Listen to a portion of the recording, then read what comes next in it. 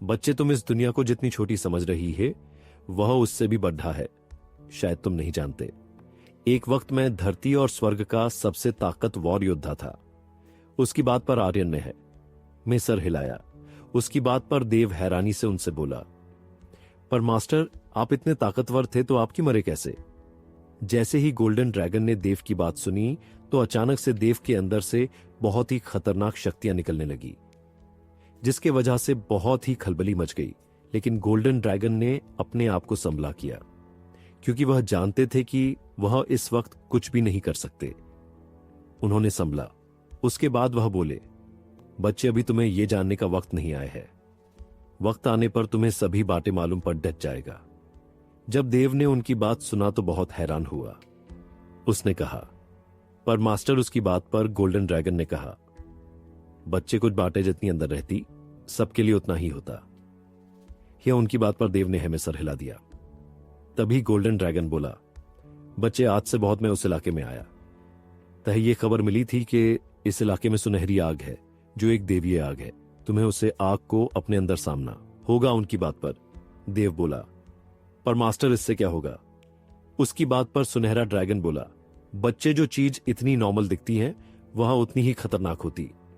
उन्होंने कहा, बच्चे, तुम शायद नहीं जानते कि सुनहरा आग इस दुनिया की सबसे खतरनाक शक्ति जिसे हर कोई पाना चाहता है, चाहे वह दुनिया का सबसे ताकतवर योद्धा ही क्यों न हो। जब जब देव ने उनकी बात सुना, श्व बोला, मास्टर, क्या आप भी उस आग को पाना चाहते थे? उनकी बात पर गोल्डन ड्रैगन बोला, बच्चे, तुम जितना भी सोचो उतना सच नहीं है।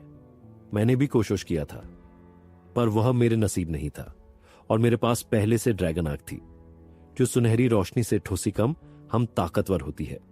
जैसे देव ने उनकी बात सुना तो वह बोला, मास्टर, क्या आपके पास खुद की आग है?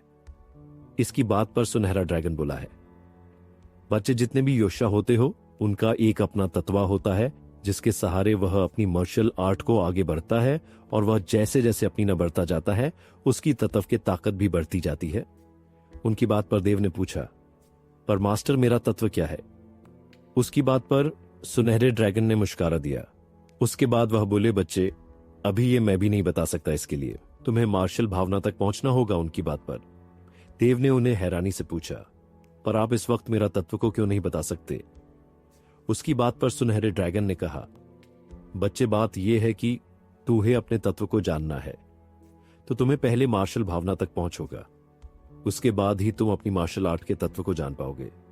उनकी बात पर देव थोड़ा सोचा। उसके बाद वह बोला, ठीक है मास्टर, मैं भी अपनी शक्तियों को बढ़ूंगा और आपकी तरह ही महान योद्धा बनूंगा। उसके बाद देव ने दोबारा गोल्डन ड्रैगन से पूछा, मास्टर, अब मुझे क्या करना चाहिए? उसकी बात पर गोल्डन ड्रैगन बोला, बच्चे, तुम्हें बाहरी दुनिया में जाने से पहले अपनी शक्तियों को बढ़ाना होगा। उसके लिए तुम्हें पहले किसी अकादमी में जाना होगा। उनकी बात पर उसने मास्टर, इस साम्राज्य से बाहर एक छोटा सा शहर है त्रिलोकपुर, जहां पर एक एकेडमी है, त्रिलोक अकादमी। उसकी बात ऊपर सुनहरे ड्रैगन ने कहा, बच्चे, हम अभी बाहरी दुनिया में नहीं जा सकते क्योंकि तुम्हारी शक्तियां बहुत कम है, इसलिए हम अभी इस अकादमी में जा सकते हैं। इस अकादमी में जाने ही सोचेंगे कि तुम्हें कहां पर जाना है। उसकी बात पर देव ने हमें सर हिलाया, फिर बोला, ठीक है मास्टर। उसके बाद वे दोनों वहां से जाने लगे। जैसे ही देव वहां से जाने लगा तभी उसे महसूस हुआ कि कुछ लोग उधर ही आ रहे थे। देव को यह देखकर बहुत ही हैरानी हुई, क्योंकि वे लोग अभी अनथकई में थे, जहां पर गलती से भी कोई नहीं आता था। जैसे ही देव ने उन्हें देखा तो वह जल्दी से एक पत्थर के पीछे छिप गया। वहीं कुछ कपड़े वाले आदमी बोला, तुम्हें क्या लगता है कि वह फल सच में है? वहां पर या लीडर को कोई गलत इंफॉर्मेशन मिली है? उसकी बात पर वह लड्डा की जो उनके साथ ही थी, उसने कहा, लीडर कभी भी झूठ नहीं बोल सकते। उन्होंने ये कहा है और है ये टास्क दिया है, तो इसमें जरूर कोई सच्चाई होगी नहीं। इतने भयानक जांगले में कोई हमें क्यों छोड़ सकते हैं? उसकी बात पर उस लड्डके ने भी है मैं सर हिला दिए। जैसे ही देव ने वह बोला, मास्टर, ये किस चीज की बात कर रहे हैं? उसकी बात पर गोल्डन ड्रैगन बोला, बच्चे, तुम इन लोगों की पीछा करो, हमको खुद पे खुद पता चल जाएगा कि आखिर ये उनकी बात पर। देव ने हिला दिया। उसके बाद वह उनके कहने पर वह उन चारों की पीछा करने लगा। जैसे जैसे वे लोग अंदर जा रहे थे देव भी उनसे बचते बचाते हुए उनके पीछा कर रहा। तह वे लोग धीरे धीरे एक पहाड़ के करीब पहुंच गए। जैसे ही वे लोग आगे पहुंच गया, देव ने देखा कि आसपास की शक्तियां कुछ ज्यादा ही नकारात्मक लग रही थीं। तभी गोल्डन ड्रैगन बोला, बच्चे तुम जितना हो सके इससे बच के रहना। मुझे महसूस हो रहा है कि आसपास कोई बहुत ज्यादा नकारात्मक शक्तियां बह रही है। उसकी साथ में मुझ कोई खास ट्रेजर का भी एहसास हो रहा है। उसकी बात पर देव ने है में सर हिला दिया। उसके बाद वह सामने की तरफ देखने लगा। उसने आसपास सच में उसे बहुत अजीब लग रहा था।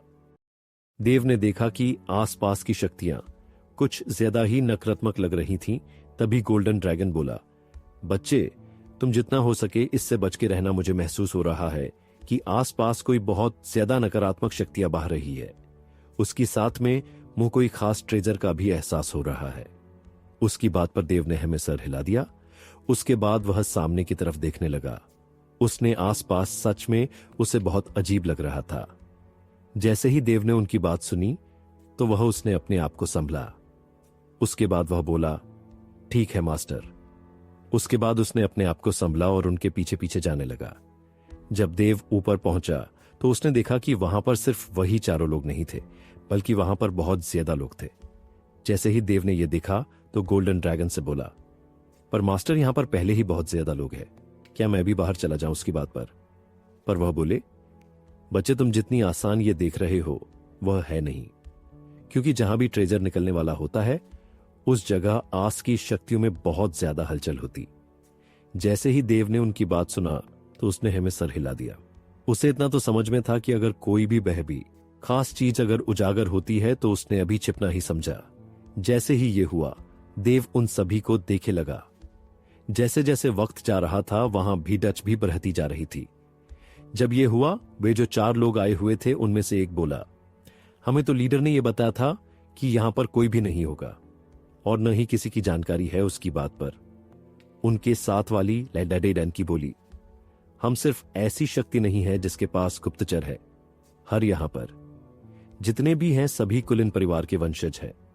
जब उस लडबिचके ने उस लडहरकी की बात सुनी तो वह भी शांत हो गया, क्योंकि वह भी जानता था कि उस लडडिचकी की बात बिल्कुल सच थी। वही वह उसको पसंद करता था, तो इसलिए वह उसके किसी भी बात को काटना नहीं चाहता था। वही इस वक्त जैसे ही उस लडडिचके ने उस लडडिचकी की तरफ देखा, उससे महसूस हुआ कि कुछ रोग अडबडची। तभी उन्हें महसूस हुआ कि वहां पर बहुत ही क्रूर आभा फैल गई।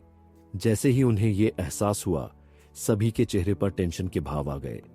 तभी वहां पर कुछ लोग आ गए जिन्होंने गले में हड्डियों की माला और राख से लिपटे हुए थे। जैसे ही वे लोग वहां पर आए, उन्हें देखते ही सभी लोकी में काना फूंसी होने लगी, क्योंकि वे सभी लोग चांडाल समुदाय से थे। चूंकि चांडाल समुदाय एक बहुत ही रहस्यमयी मार्शल आर्ट का प्रास्टिक करता था, जिसके वजह से सभी लोग उनसे दूर ही रहना पसंद करते थे। मगर बात सिर्फ यही तक नहीं थी। चांडाल समुदाय के किसी भी योद्धा को अगर कोई लाडचकी दिखा जाए तो वे लोग उसे उठा लेते थे, चाहे उन्हें इसके लिए पूरे समुदाय को ही क्यों न खत्म करना पड़े। यही वजह था कि कोई भी समुदाय, परिवार या अकादमी उनके साथ कोई भी रिश्ता नहीं रखना चाहता थी, क्योंकि वे लोग उन्हें हीन भावना से देखते थे। तभी जैसे ही वे वाहन पर आए, उन्होंने चेहरों तरफ देखा। तभी उनकी नजर उस काले लड़की के पर्दा जैसे ही उन्होंने देखा तो उनमें से एक योद्धा उस काले कपड़े वाली लड़की के पास चल गया। तभी वह बोला, फिर बोला, क्या बात आज है? आज चांद को से जमीन पर आ गया है। जैसे ही उसकी बातें सुनी वह उसे घूरने लगी। तभी उसने कहा, जरा अपनी जुबान एल पे लगाम दो, क्योंकि शतर तुम भूल रहे हो, आज भी चांडाल समुदाय इतना ज्यादा ताकतवर नहीं हुआ है कि त्रिलोक अकादमी मिला सके। तुम सब हमारे सामने एक चींटी के सामान हो। हम जब चाहे तुम्हें मसल सकते हैं। जब उस योद्धा ने काले कपड़े वाली लड़की की बात सुनी तो उसका गुस्सा उसके कंट्रोल से बाहर हो गया। उसने अपनी दांतों को पिसा। अभी वह कुछ कहने ही वाला था कि तभी उसके कानों में दूसरे चंडाल समुदाय के योद्धा की आवाज आई, अभी उससे दूर रहो, और कितनी बार कहा है कि सामने वाले को देखकर ही उससे बात करो। जब काले कपड़े वाली लड़की ने उसकी बात सुनी तो उनसे अपनी आंखें बंद की। उसके बाद उसने अपने आप को कंट्रोल करना शुरू कर दिया। उसके बाद उसने काले कपड़े वाली लड़की को घूर के देखा, मगर इससे उस लड़की को कोई भी फर्क नहीं पड़ा। वह योद्धा उस लड़की को दोबारा गुस्से में देखा। उसके बाद वह अपने समुद्र के योद्धाओं के पास चला गया। उसके जाने के बाद सब कुछ नॉर्मल हुआ। जैसे जैसे वक्त बीतता जा रहा था वैसे वैसे आसपास की शक्तियों का क्रूरता बढ़ती जा रही थी। सभी को एहसास अचानक से वह की दबाव बढ़ गया। तभी उन्होंने देखा बी की अचानक से वहां पर त्रियक अकादमी की पहले बुजुर्ग आ गए। उनके आने के बाद त्रिनेत्र के सभी योद्धाओं ने उनका अभिवादन किया। जैसे ही ये हुआ उस बुजुर्ग ने अपनी हाथ को उठाकर उनके अभिवादन का रेस्पॉन्स दिया। उसके बाद वह सामने देखते हुए बोला, मुझे नहीं लगता कि महान महतो परिवार के बी एल्डोर को ऐसे चिपना चाहिए। जैसे ही उनकी आवाज गूंजी अचनका से वाहन पाए बहुत ज्यादा हलचल मच गई। जैसे ही ये हुआ आसपास की शक्तियों में थोड़ी हलचल होने लगी। जैसे ही ये हुआ आसपास की शक्तियों में हलचल हुई। उसके बाद वहां के स्पेस में अचानक एक चीरा पड़ गया। उसके बाद वहां पर एक बुजुर्ग आया जिसके लंबे बाल और सफेद दाढ़ी थी। तभी उसने कहा, अरे मैं चिप नहीं रहता, बस अपने बच्चों का इंतजार कर रहा था। त्रिलोक अकादमी के बुजुर्ग ने उसकी बात सुनी तो उनके चेहरे पर के मुस्कान आ गई। उसके बाद वह सामने देखते हुए बोला, मुझे नहीं लगता कि महान महतो परिवार के बी एल्डोर को ऐसे चिपना चाहिए। जैसे ही उनकी आवाज गूंजी अचनका से वाहन पाए बहुत ज्यादा हलचल मच गई। जैसे ही ये हुआ आसपास की शक्तियों में थोड़ी हलचल होने लगी। जैसे ही ये हुआ आसपास की शक्तियों में हलचल हुई। उसके बाद वहां के स्पेस में अचानक एक चीरा पड़ गया। उसके बाद वहां पर एक बुजुर्ग आया जिसके लंबे बाल और सफेद दाढ़ी थी। तभी उसने कहा, अरे मैं चिप नहीं रहता, बस अपने बच्चों का इंतजार कर रहा था। त्रिलोक अकादमी के बुजुर्ग ने उसकी बात सुनी तो उनके चेहरे पर की मुस्कान आ गई। उसके उन्होंने कहा, अभी तक कल भैरव नहीं आया। उनकी बात पर उस बुजुर्ग ने कहा, उसके योद्धा तो आ ही गए हैं, मुझे लगता है वह आता ही होगा। उसकी बात अभी भी पूरी भी नहीं हुई थी कि आसपास बहुत ज्यादा नकारात्मक शक्तियां फैल गई। तभी वहां पर एक आवाज गूंजी। मुझे नहीं पता था कि इस साम्राज्य के इतने बड़े लोग मुझे अभी भी याद करते हैं। तभी वहां पर एक और बुजुर्ग आ गया जिसके शरीर तरह एक तंत्रिक के जैसा था। उसके गले में भी हड्डियों की माला थी उसके आने के। तभी महतो परिवार के बुजुर्ग ने कहा, हम जानते थे कि अगर कोई भी संपत्ति आसपास के साम्राज्य में निकलने का हो और तुम्हारी उसके कोई भी दखल नामुमकिन है। उसकी बात पर कल भौराव के चेहरे पर मुस्कान आ गई। वह कोई और नहीं बल्कि चंडाल समुदाय का बद्धा बुजुर्ग कल भैरव को, जो खुद को कल का अवतार मानता था। यही वजह था कि उसने अपना नाम काल भैरव रखा हुआ था। वही वे लोग अभी बात कर ही रहे थे कि उन्हें एहसास हुआ कि उनके तरफ कोई बहुत बड़ी शक्ति आ रही थी। जैसे ही ये हुआ आसपास की शक्तियों में थोड़ी हलचल होने लगी। सभी लोग उस तरफ हैरानी से देखने लगे। तभी काल भैरव ने कहा, आखिर अब कौन आने वाला है? उसकी बात का जवाब किसी ने भी नहीं दी। वे लोग खुद हैरान थे, आखिर वहां आया कौन? अभी वे लोग बात कर ही रहे थे कि वहां पर राजावत परिवार का लीडर आ गया। उसके बाद मिश्रा परिवार और बाकी के और बफ्ट परिवार आ गए। जैसे हो उन्होंने उन्हें देखा तो उन्हें बहुत हैरानी हुई, क्योंकि आज तक इस साम्राज्य के इन परिवारों ने उनके बीच आने की हिम्मत नहीं की थी। मगर यह देखकर उनकी हैरानी तो थी। तभी काल भैरव ने कहा, राजावत परिवार का तो समझ में आता है, मगर क्या मिश्रा परिवार और साम्राज्य के बाकी परिवार इतने बड़े हो गए हैं कि वे लोग हम लोगों के साथ प्रतिपास्था करें? उसकी बात पर उन्होंने कहा, बुजुर्ग शायद आप भूल रहे हैं कि यह खजाना हमारे साम्राज्य में है, तो इस पर ज्यादा हक तो हमारे साम्राज्य का ही बनता है। आपको हमारा हंसन मानना चाहिए कि हमने आपको कुछ नहीं कहा। उसकी बात पर रजवट परिवार के लीडर के चेहरे पर एक शैतानी मुस्कान आ गई। जैसे ही ये हुआ आसपास का माहौल थोड़ा गर्म हो गया। लेकिन कोई भी तरलोक अकादमी के साथ बिद्धना नहीं चाहता था, क्योंकि सभी जानते थे कि आसपास के साम्राज्य में ऐसा कोई भी नहीं है जो त्रिलोक अकादमी के साथ भी डट सके।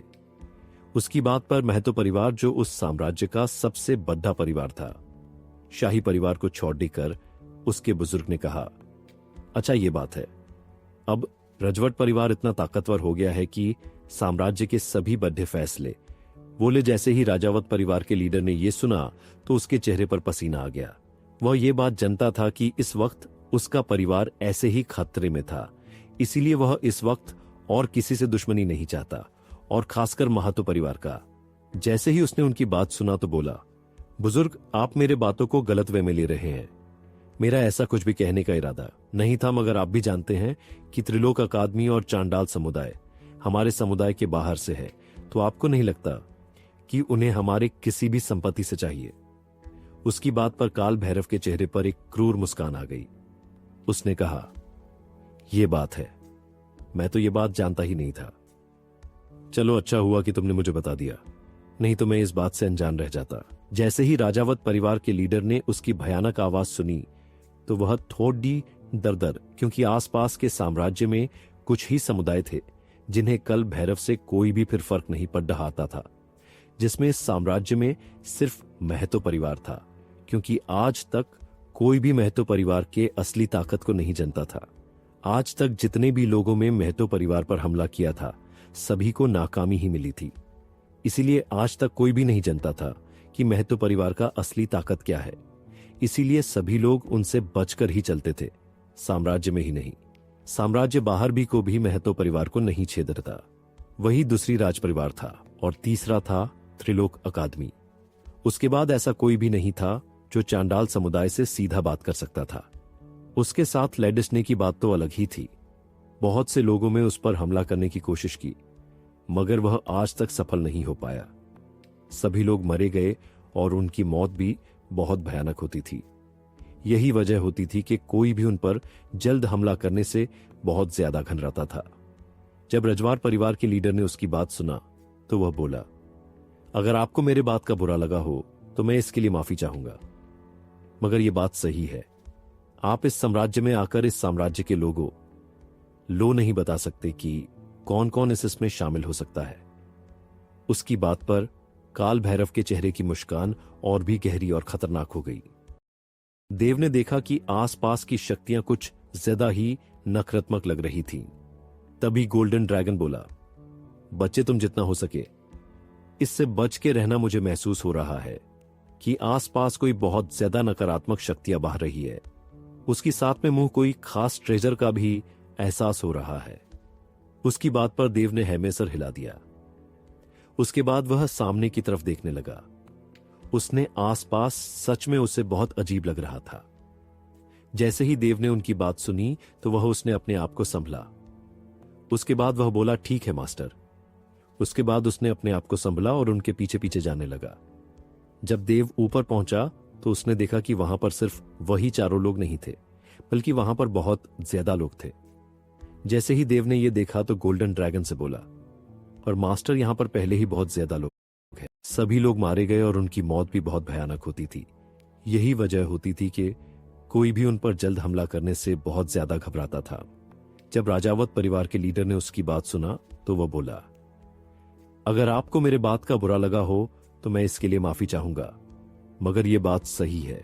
आप इस साम्राज्य में आकर इस साम्राज्य के लोगों लो नहीं बता सकते कि कौन कौन इसमें शामिल हो सकता है। उसकी बात पर काल भैरव के चेहरे की मुस्कान और भी गहरी और खतरनाक हो गई। उसकी बात पर काल भैरव बोला, अच्छा, तो हमारा रुतबा अब इतना छोटा हो गया है कि अब हम क्या, एक छोटे से साम्राज्य के छोटा सा परिवार जो उस साम्राज्य के सबसे ताकतवर परिवार से भी नहीं है, वह मुझे बताएगा कि हम फैसला क्या ले। उसके बाद उसकी काली शक्तियां उसके शरीर बाहर आने लगी। जैसे ही यह हुआ तो आसपास के सभी योद्धाओं को अपने अंदर ठंडक महसूस हुई। जैसे ही यह हुआ, आसपास की शक्तियां अचानक से भयानक हो गईं।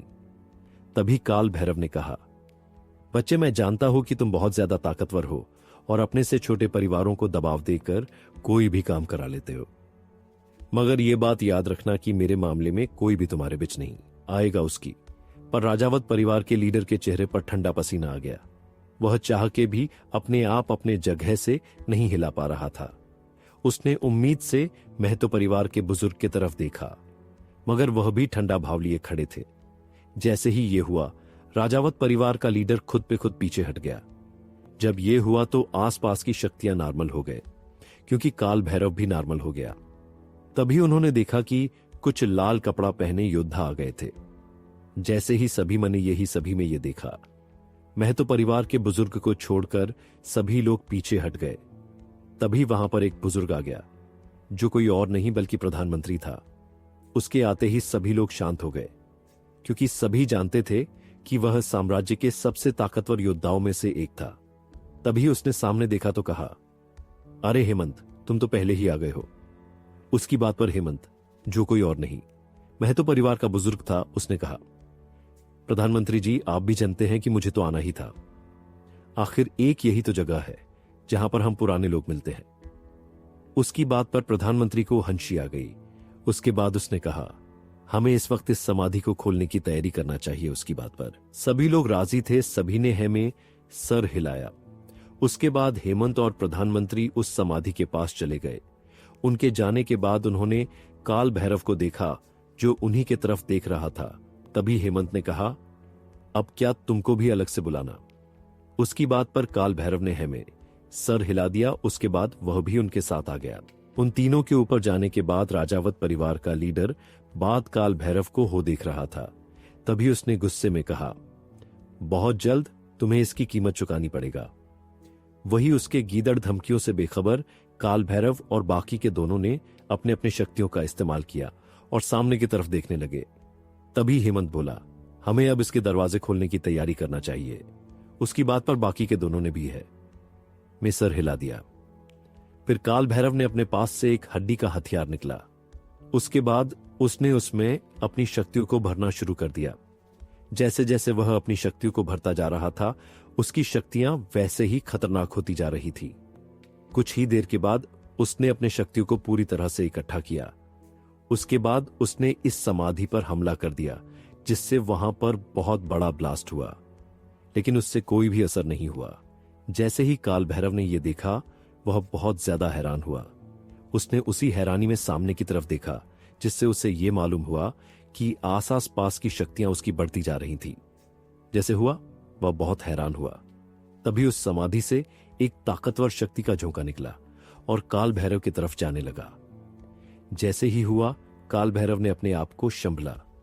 उसके बाद उसने अपने सामने जल्दी से सुरक्षा का दीवार बना दिया, मगर इससे कोई भी फायदा नहीं हुआ, क्योंकि जैसे ही उसने अपनी शक्तियों को आगे किया, उसकी शक्तियां एक पल में बिखर गई।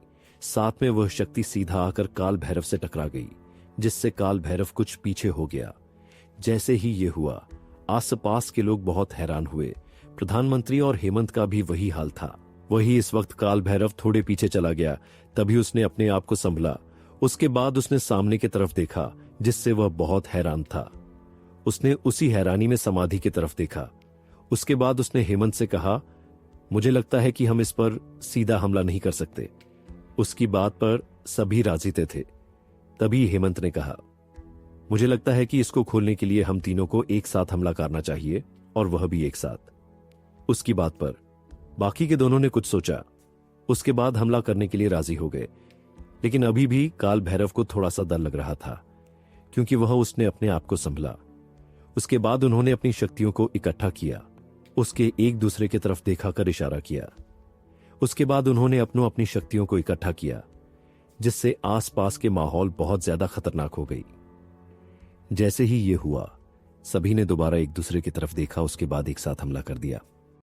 उसने अपने आप को संभला। उसके बाद उन्होंने अपनी शक्तियों को इकट्ठा किया। उसके एक दूसरे की तरफ देखा कर इशारा किया। उसके बाद उन्होंने अपनी शक्तियों को इकट्ठा किया, जिससे आसपास के माहौल बहुत ज्यादा खतरनाक हो गई। जैसे ही यह हुआ, सभी ने दोबारा एक दूसरे की तरफ देखा। उसके बाद एक साथ हमला कर दिया।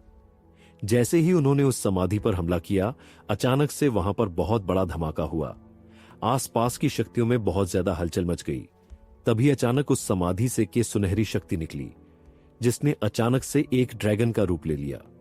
उसके बाद उसने सीधा उन तीनों पर हमला कर दिया। उन्होंने जैसे तैसे आने आपको बचाया। उसके बाद वे लोग हैरानी से उस समाधि की तरफ देखने लगे। वह समाधि उसके सोच से भी ज्यादा खतरनाक था।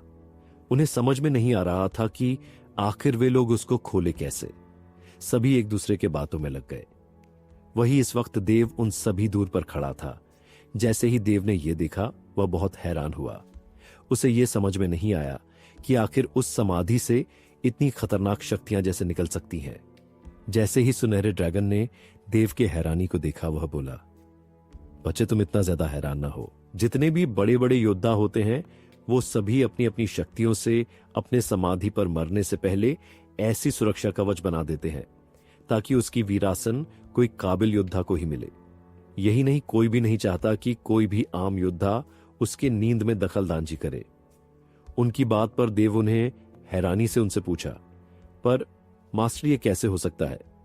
क्योंकि अगर कोई भी इंसान अगर अपने शक्तियों को इतने खतरनाक कैसे कर सकता है, उसके मरने के बाद भी उसकी शक्तियां इतनी खतरनाक रहे। उसकी बात और सुनहरा ड्रैगन बोला, बच्चे, मैंने तुमसे पहले ही कहा है कि तुम इस दुनिया को जितनी नॉर्मल समझते हो, ये जितनी छोटी समझते हो वह है नहीं। क्योंकि ये दुनिया इतनी बड़ी है जैसे कि किसी बड़ी समुद्र में एक बूंद पानी हो, वैसे ही इस दुनिया में ये दुनिया है। उसकी बात और देव बहुत हैरान हो रहा था। सभी बात उसके ऊपर से जा रहे थे, पर उसने अपने आप को संभला। तभी उसने देखा कि राजावत परिवार के योद्धा आ रहे थे, जिसमें सबसे आगे वही सैनिक थे जिनके वजह से देव अनंत खाई में गिरा था। जैसे ही देव ने उन्हें देखा, उसका गुस्सा उसके हद से बाहर हो गया। तभी उसकी शक्तियां उसके कंट्रोल से बाहर हो गए। जैसे ही उसकी शक्तियां उसके शरीर से बाहर आया, तभी उसके शरीर से एक सुनहरी शक्ति बाहर आई। उसके बाद उसके कानों में गोल्डन ड्रैगन की, आ जाओ बच्चे, तुम अपने आप को संभलो। इस वक्त यहां पर कोई भी नहीं है जो तुम्हें बचा सके। इस वक्त तुम अच्छे से जानते ही कि मैं अभी किसी के सामने नहीं आ सकता। यही वजह है कि तुम अभी जितनी अपनी गुस्से और शक्तियों को संभाल कर इस्तेमाल करो, उतना अच्छा होगा। उनकी बात पर देव बोला, मास्टर, तो आप क्या चाहते हैं कि मैं अपनी इतने बड़े दुश्मन को ऐसे ही छोड़ दूं जिनकी वजह से मैं मरते मरते बचा? उसकी बात पर सुनहरा ड्रैगन बोला, बच्चे, लड़ाइयां सिर्फ ताकत से नहीं लड़ी जाती, लड़ाइयां सबसे ज्यादा दिमाग से ही लड़ी जाती है। जब देव ने उनकी बात सुना तो वह बहुत हैरान हुआ। वह उनके बातों को समझ नहीं पा रहा था। तभी उसने अपने सर को खुजलाते हुए बोला, क्या कहना चाहते हैं? मुझे समझ में नहीं आए। उसकी बात पर सुनहरा ड्रैगन बोला, बच्चे, कुछ बातों को समझने के लिए वक्त पर ही छोड़ दो। जैसे ही उन्होंने ये बात बोला, देव ने है में सर हिला दिया। उसके बाद उसने गुस्से में कंट्रोल किया। उसके बाद थोड़ा सा चिप गया। वही इस वक्त राजावत परिवार के योद्धा उसी की तरफ आ रहे। जैसे ही वे लोग देव के करीब से गुजरे, तभी उन्हें महसूस हुआ कि वहां पर कोई है। उसने चारों तरफ देखना शुरू कर दिया। उसे रुकते हुए देखकर दूसरा योद्धा बोला, क्या बात है, तुम रुक क्यों गए उसकी बात पर? पहला योद्धा बोला, पता नहीं क्यों, पर मुझे लग रहा है कि हमारे आसपास कोई है। उसकी बात पर दूसरे सैनिक ने चारों तरफ देखा, मगर उसे ऐसा कुछ भी एहसास नहीं हुआ। उसने अपने साथ वाले योद्धाओं की तरफ देखा, उनको ही कुछ भी एहसास नहीं हुआ था, जिसके वजह से उसने कहा, मुझे लगता है कि तुम्हें कोई भ्रम हुआ होगा। उसकी बात पर पहले योद्धा कुछ कहना चाहता था, पर ने भी उनकी मन ली और उसके बाद वे लोग वहां से चले गए। वहीं उस वक्त देव की हालत खराब थी। उनके जाने के बाद देव को थोड़ा हुई उसने राहत की सांस ली। उसे तो एक पल के लिए लगा था कि वह पकड़ा गया है। ऐसा नहीं था कि देव उनसे अभी डर गया था, पर गोल्डन ड्रैगन के बार बार समझाने पर वह समझ गया था कि इस वक्त कोई भी गड़बड़ करना उसके लिए सही नहीं होगा। वह जितना लोगों की नजरों से बचा रहेगा, उसके लिए उतना ही अच्छा होगा। जैसे ही ये हुआ, देव ने अपनी शक्तियों को भी दबा लिया। उसके बाद सामने देखने लगा। तभी उसने देखा कि तीनों बुजुर्ग अपनी अपनी शक्तियों को कंट्रोल किया। उसके बाद उन्होंने एक दूसरे की तरफ देखा। तभी प्रधानमंत्री ने हेमंत से कहा कि हमें सबसे पहले अपनी शक्तियों को एक साथ मिलाना होगा, तभी हम शायद कुछ कर सकते हैं। उसकी बात पर सभी ने में सर हिला दिया। उसके बाद वह बोले, ठीक है, हम लोग यही करते हैं। उसके बाद उन तीनों ने अपनी अपनी शक्तियों को बाहर किया। उसके बाद उन्हीं ने अपने शक्तियों इकट्ठा किया, फिर दोबारा एक दूसरे से मिलाना शुरू कर दिए। जैसे ही उनकी शक्तियां एक दूसरे से मिली, अचानक से उनके शक्तियों में बहुत ज्यादा हलचल होने लगी। वह शक्तियां उतनी ज्यादा खतरनाक थी कि आसपास के लोगों पर बहुत ज्यादा दबाव पड़ने लगा। राजावत परिवार का लीडर का भी वही हाल था। उसे अब समझ में आया कि आखिर वे तीनों कितने ज्यादा खतरनाक थे। वह सही से अपने पैरों पर खड़ा ही नहीं हो पा रहा था। वही बाकी के योद्धा कब के अपने घुटने पर आ गए थे। वही इन सभी बातों से अनजान की उनकी शक्तियों की वजह से आसपास क्या हो रहा है, उन तीनों ने अपने शक्तियों का हमला सीधा समाधि के ऊपर हमला कर दिया। उनकी शक्तियों जैसे जैसे आगे बढ़ रही थी, वैसे वैसे स्पेस में हलचल होती जा रही थी। कुछ ही पल में उनकी शक्ति जाकर उसमें टकरा गई। जैसे ही ये हुआ, अचानक से आसपास की जमीनें कांपने लगी। तभी बहुत बड़ा धमाका हुआ, जिससे आसपास का सभी चीजें दिखना बंद हो गया। जैसे ही देव ने यह देखा, वह बहुत ज्यादा हैरान हुआ।